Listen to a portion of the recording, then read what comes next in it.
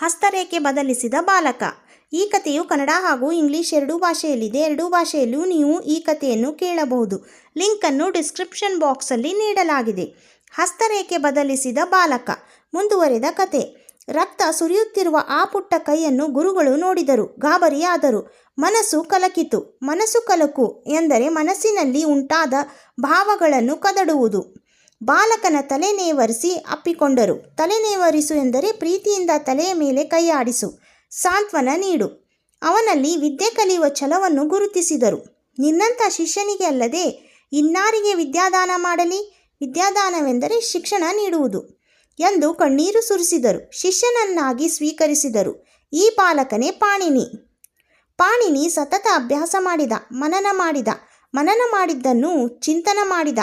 ತನ್ನ ಪ್ರತಿಭೆಯಿಂದ ಹೊಸ ವಿಚಾರಗಳನ್ನು ಹೊರಹೊಮ್ಮಿಸಿದ. ಸಂಸ್ಕೃತ ಭಾಷೆಗೆ ವ್ಯಾಕರಣಶಾಸ್ತ್ರ ರಚಿಸಿದನು. ಅದು ಜಗತ್ಪ್ರಸಿದ್ಧವಾಯಿತು.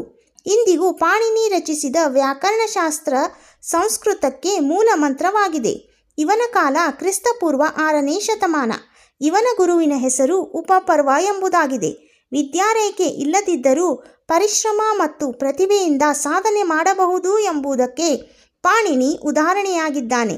ಈ ರೀತಿಯ ಅನೇಕ ಕಥೆಯನ್ನು ಕೇಳಲು ಚಾನಲನ್ನು ಸಬ್ಸ್ಕ್ರೈಬ್ ಮಾಡಿಕೊಳ್ಳಿ.